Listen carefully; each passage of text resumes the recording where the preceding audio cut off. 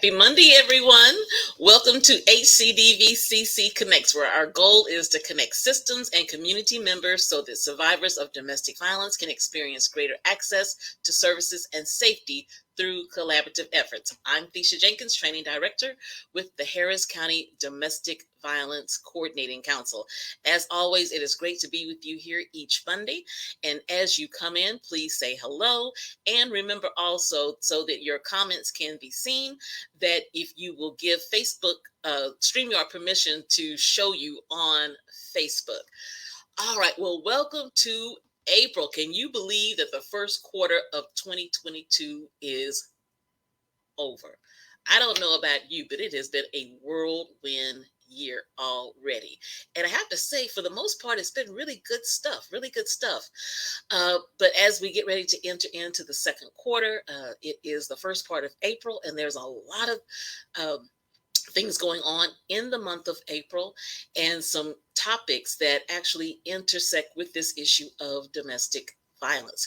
So, as usual, we have our executive director, Barbie Brashear, who is here with us today. And so we're going to be getting into a conversation about all the different intersections that go along with domestic violence, intimate partner violence. So without further ado, I'm going to go ahead and bring Barbie up. Hey, Barbie. Hello, Thecia. Good afternoon. Welcome to April. Yes, yes. You're right. I can't believe it has been a whirlwind. Yes, it has. I don't know where the time has actually gone. I don't either. It feels like the holidays were just here and now it's spring. Yes, Yeah. yes. So lots of stuff going on. So we've got the month of April here, and I've got a list of observances, and so we're going to go through them and just really having a basic conversation about all the different intersections, because here's the reality: domestic violence is what domestic violence is. However, there's all these other things that go along with it. Sure. And at the end, I'd love for us to also share about the deliberate dialogues at the end of today's conversation, because I think that first one went so well. Agreed. So with that in mind, we're talking about all the different observances in the month of April. And so the first one I thought that we could have a conversation around is that April is Sexual Assault Awareness and Prevention Month. Okay. And I believe that the theme this year is creating safe spaces. And in the chat, I've actually, for people as you're coming in, I've actually put links for Sexual Assault Awareness Month, Child Abuse Prevention Month, and also for National Crime Victims Week, so that you can go to each one of those sites and get more information. However, talking about sexual assault awareness and prevention, I think that sometimes it may not be seen as an intersection of domestic violence. So let's kind of get into that and how and why we should consider sexual assault to be a part of domestic violence. Well, Thecia, I think that the first thing that comes up for me, and I know this is you and I having a discussion, so feel free to jump in, but the first thing that comes up for me is that predominantly, again, we're talking about a gender-based violence. I think all gender identifications are definitely affected and impacted and subject to being victimized. But predominantly, it's women that are suffering sexual violence as well as intimate partner violence, and we know from our work and our training and everything that we've done in tandem with survivors is that sexual violence in the intimate relationship is common. I remember the story of when I worked at at a shelter, and a woman talking about what she had to do in order to get the keys every day to drive her car to work.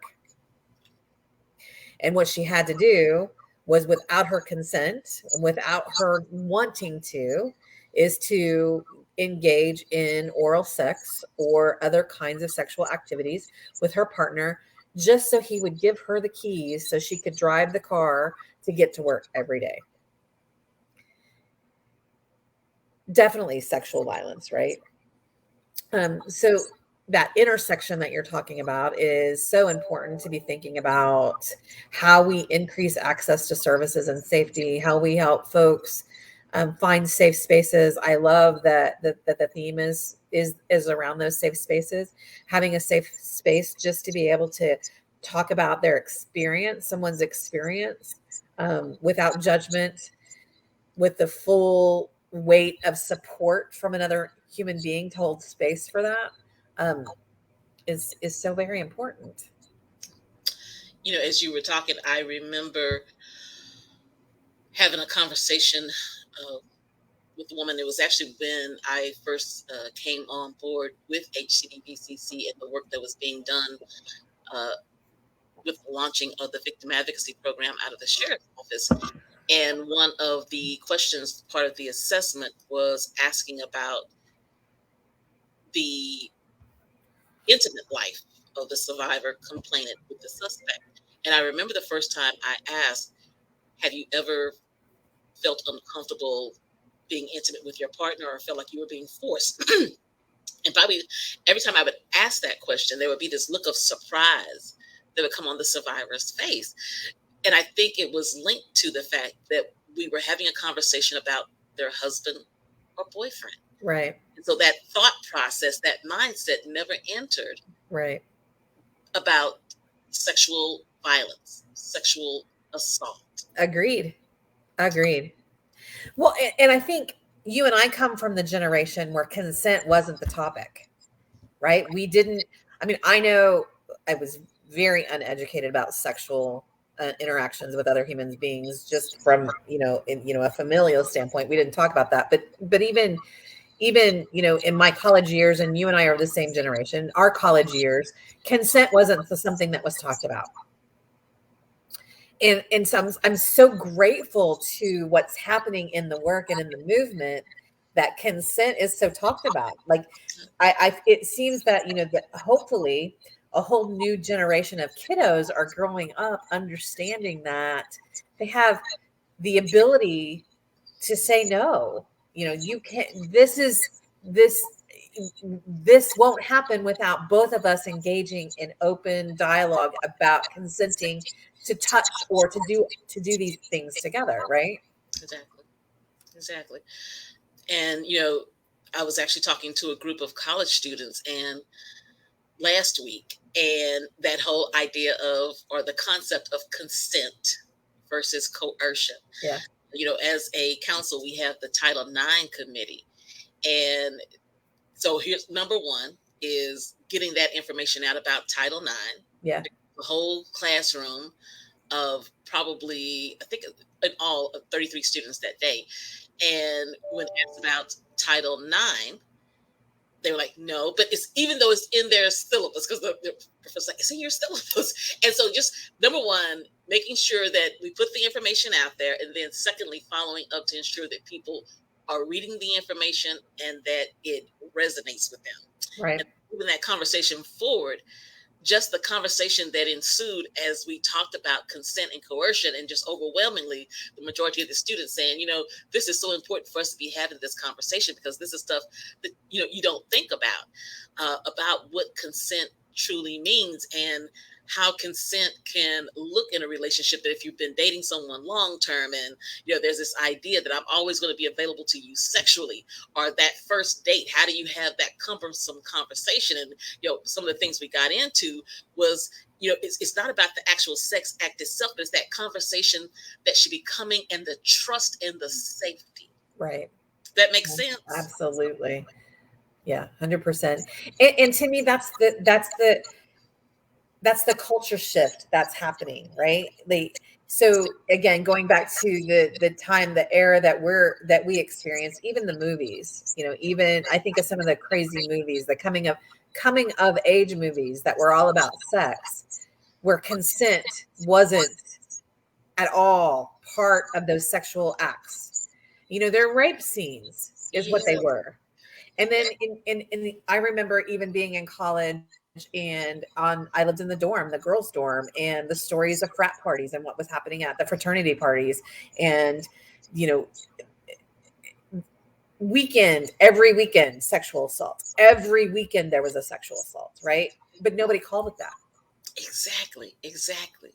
And that's what I shared, about my college life. It was like hindsight 2020. I was like, how many sexual assaults did I actually witness? Exactly. No one considered it that.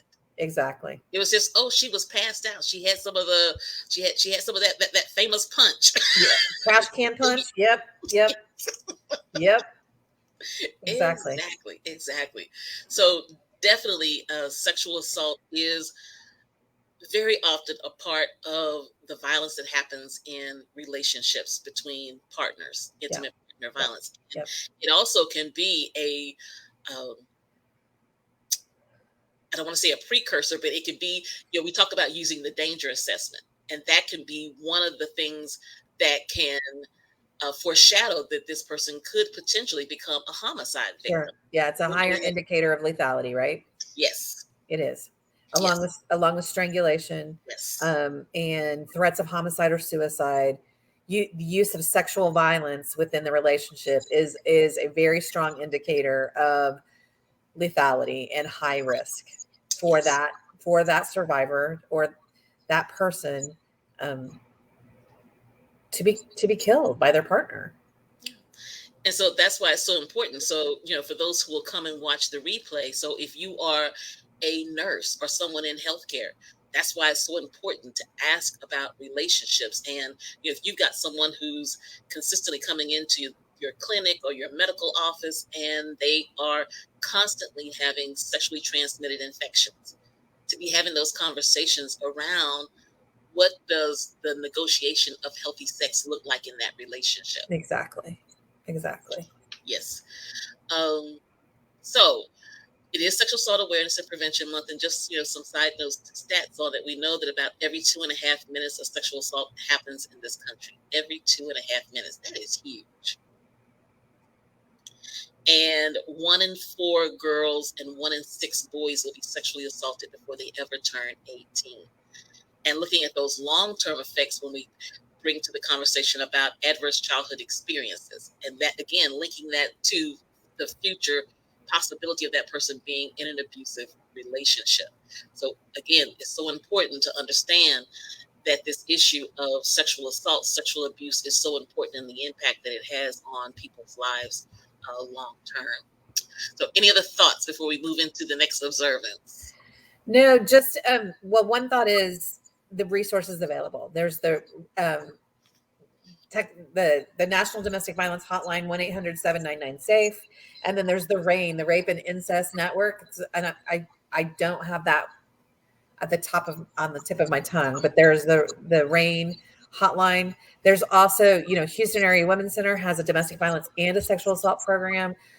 So that's an important resource. The Bridge Over Troubled Waters, Bay Area Turning Point, all of our aid to victims of domestic abuse, family time. There's so many resources available.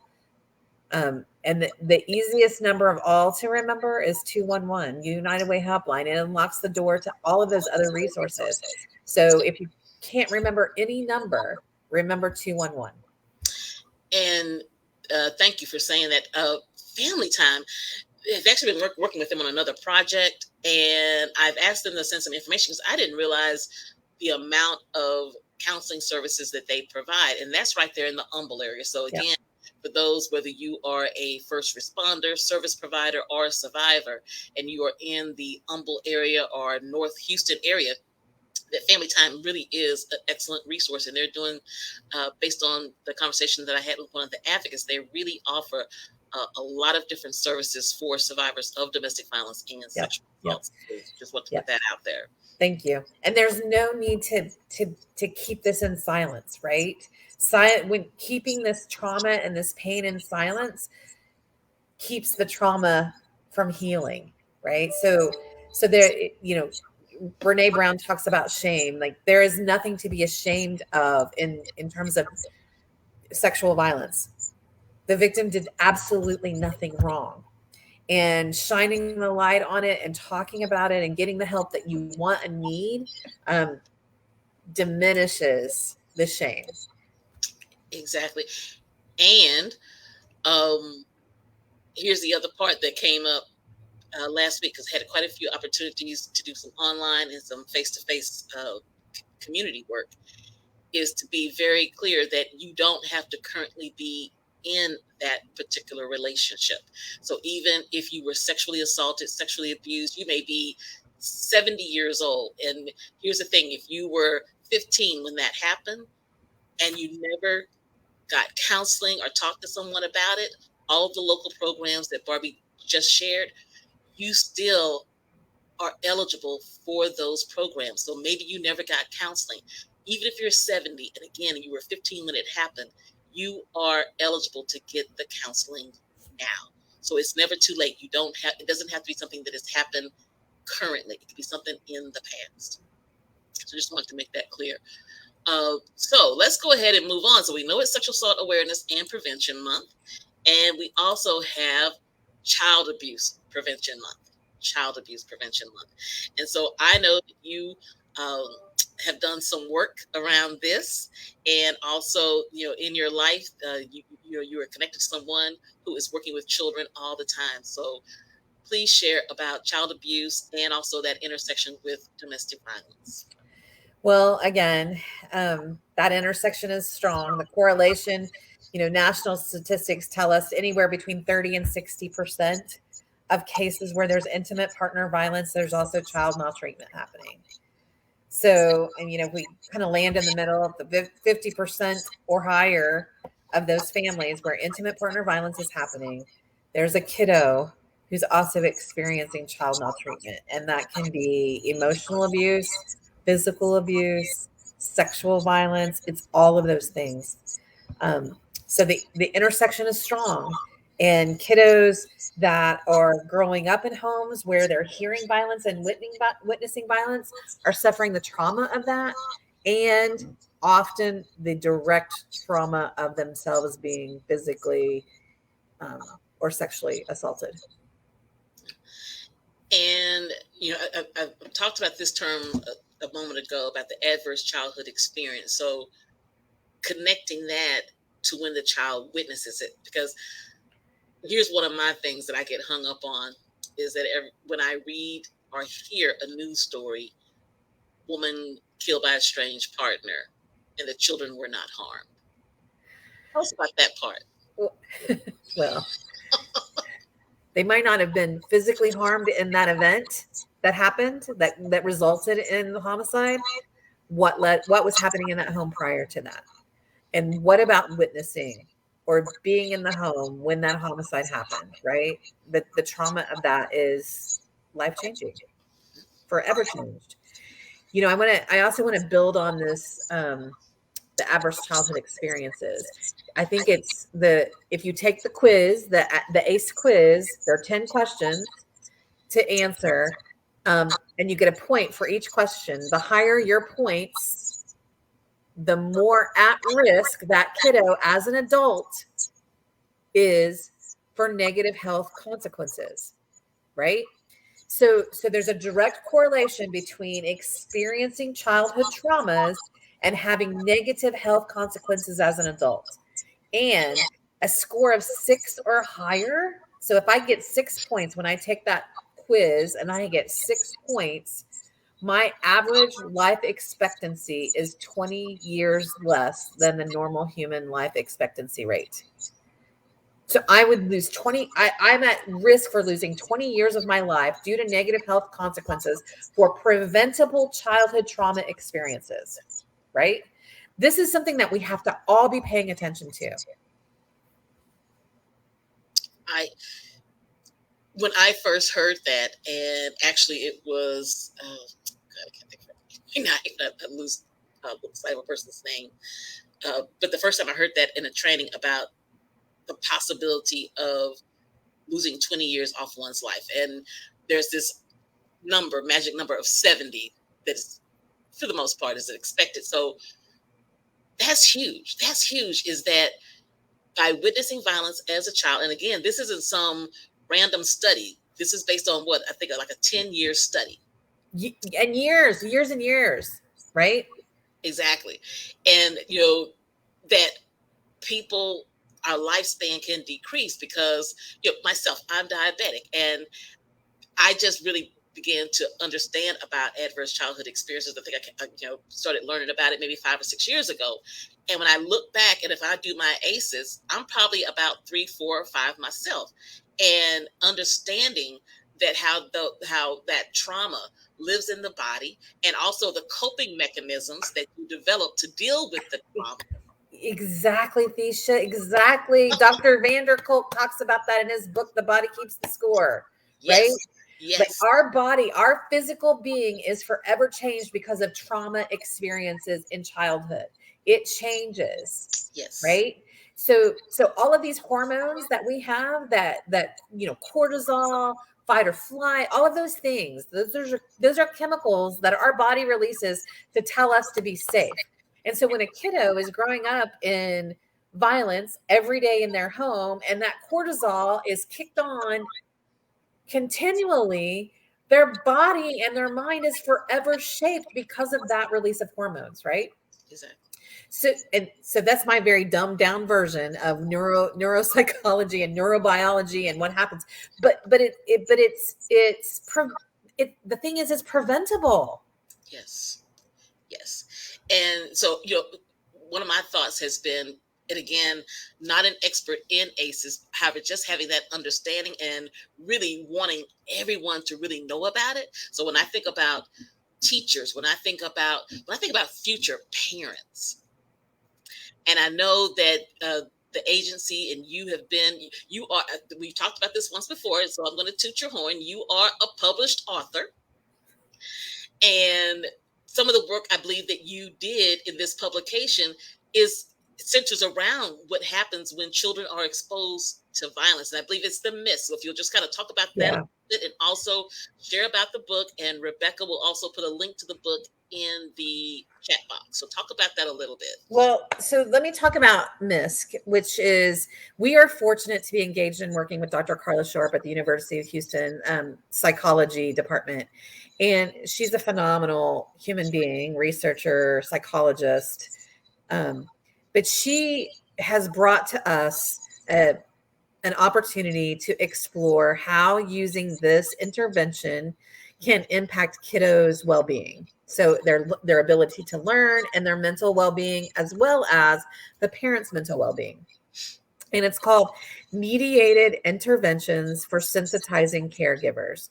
And basically, it's an intervention that focuses on the relationship between the mother and the child, and how to build that relationship and expand interactions and explore how interactions can deepen the connection, the parental connection and the child connection, to impact learning, right?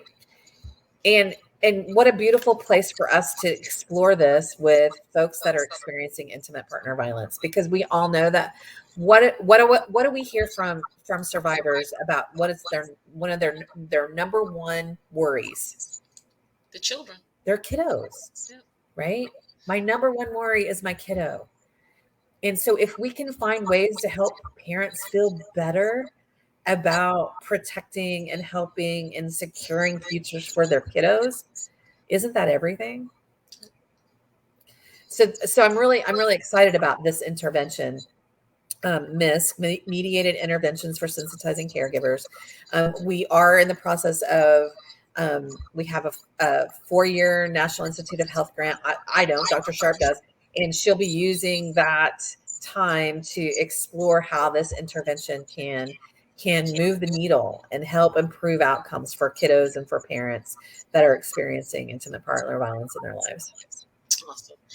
And this just came into my head, and it may be a moot point, but is there still opportunity to get families engaged in that?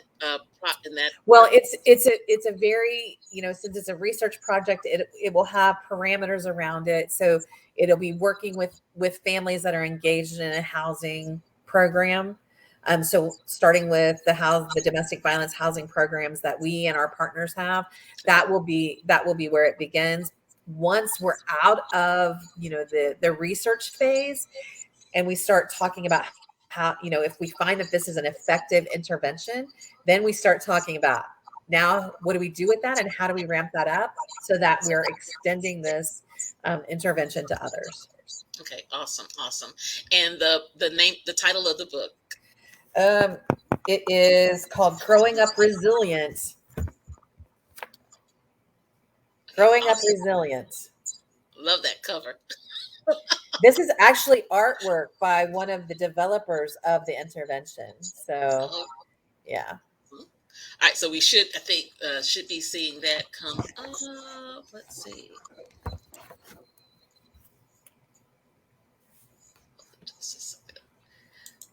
We should have the link to that. Yep, there it is. Yes. So please feel free to get that book. Again, it is looking at children who have been exposed to violence. So definitely, if you are an educator, if you are in victim advocacy, this would be a great addition to your toolbox. And I would say, even for the person who may be have a past experience in being in an abusive relationship, this could be a great tool for your toolbox as you move toward healing. So thank you. And again, congratulations on that. So Child Abuse Prevention Month, huge. And so as we look at the one other observance for this month, the 18th through the 24th is National Crime Victims Week. And so here's the thing. This is an opportunity to focus on those who have been impacted by crime and to give them voice. And here's the thing. We want to provide advocacy, give voice 365, 24/7, but like all of the different observances is just carving out a specific time. So in thinking about victims of crime and the experience, what it feels like to experience a victimization, and then how do you move forward? So that brings us finally to the current campaign that we have going on, Deliberate Dialogues. And that is looking at the victim, survivor, complainant experience with interfacing our criminal justice system and what that feels like and what are the needs of that survivor as they navigate the system from pretrial all the way through. So if you would kind of give a short oversight of what we did this past Thursday, and just to remind people about this campaign. Okay. Well, so let me talk about the why this campaign real quickly. I think we're slowly coming out of 2 years of pandemic, and we know nationally and we know here locally how pandemic has really wreaked havoc on homes across our communities in lots of ways, right? In lots of ways. Employment, food insecurity, and violence is one of them. Child abuse is one of them, and intimate partner violence is one of them. We've seen the highest, most deadliest year ever for domestic violence homicides in our community was in 2021, and it's it's staying static. I mean, it's staying steady. It's not going down. It's unfortunately felonies are still high, and all of our systems are being impacted. All of the places that have a touch. So healthcare, domestic violence advocacy services, social services, homeless service providers, our law enforcement folks, and our criminal justice system. Every system is being touched by this, and every system is being impacted. There are backlogs and backups and delays, and it's just, as difficult it was to navigate our system before, now it's even worse, right? And so at the coordinating council, one of the as a body that's working to maximize resources and create collaborative processes and collaborative strategies for easier to navigate. These are the discussions we've been having for the last 2 years. Oh my gosh, we do. So out of those discussions, our team really felt strongly about we need to make sure that we all have that basic kind of information before we start thinking about making changes, right? We need to know what it is. You have to start with what we have, understanding, right? You start with understanding. And so that's where deliberate dialogues came from. We wanted to think about the intersection of domestic violence cases through the criminal justice system, and what does that look like? What does that mean? What are all the players? We started last week. We had our first convening on Thursday evening, and our goal was to just talk about pre-conviction. What happens to a domestic violence case pre-conviction? And so Amy Smith did a fantastic job of giving us information about what pretrial services role is. We hope to have some information around the jail reentry system, and that's maybe something we can reschedule. But then we also had Mario Garza, who talked to us about the role of bond and bail in domestic violence cases. And it was just this idea of finding out the information, what we have, how it works, what might not be working, and what might we be able to do if we could change anything, that magic one question. And Mario gave us some really great ideas for that magic one question. And I think, over the next few months, as we listen to this month, we have post conviction. So we'll be talking about parole and release kinds of services. So post conviction. In May, we'll have a discussion around courts. In July, we'll have the district attorney's office and public defender's office. In September, we'll be talking to the Justice Administration Division of the Harris County Commissioner's Court. And then October, for Domestic Violence Awareness Month, what we'll be doing is taking all this information, culminating it into what we learned, what's working, where are there places for growth and connection and strengthening. And if we had a magic wand, what would we do? Right. So we'll be making some recommendations. We'll also be putting together that recommendation piece and learning piece into some writing form so that we have a small community report about the deliberate dialogues.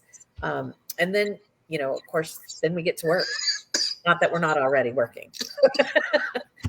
Yeah, lots of stuff happening. And I just want to echo that Mr. Garza, he did an amazing job. I really had no comprehension about the whole bail process, and just everything that he brought to that conversation was so enlightening. So definitely looking forward to the rest of this series. And if you want to stay updated about the series and being able to register, please go to our website and register for our newsletter. Sign up for the newsletter, and we can get that in here in our chat box where you can go and sign up for the newsletter. That way you stay abreast of opportunities, and we'll also be sharing the link next week on how you can register for the next conversation that will be coming up in May. So lots of things coming up in April, and lots of things for us to think about when we are talking about increasing access to services and safety, holding batterers and perpetrators accountable, and preventing future acts of violence in relationship here in Houston and surrounding Harris County. To be mindful of the sexual violence that occurs in intimate relationships, to be aware of the children who are bearing witness. They may not be being hit, shoved. However, what we know is that to experience watching a parent have these things happen to them is just as damaging, and also recognizing the voices of those who have experienced crime in their life with the National Crime Victims Week. So lots of opportunities to show up and be supportive to survivors in our community. So Barbie, any closing thoughts or comments as we get ready to sign off? Well, thank you again, Thisha, for holding the space for this. Every week you are getting word out, raising awareness, doing such a fantastic job. So thank you for that. And I just hope folks know that you don't have to suffer in silence. You're not alone. There are resources. There is help. Yes. All right. Well, with that, we are signing off. Next week, we have with us Rose Luna. Yay! The CEO for the Texas Association Against Sexual Assault. And so she will be sharing with us a little bit about some of the things that are being considered for the upcoming legislative session, our 88th session, I believe. And so she'll be sharing some information about that, and also information about Sexual Assault Awareness and Prevention Month activities that they're doing.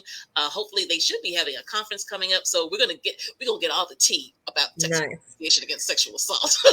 Fantastic.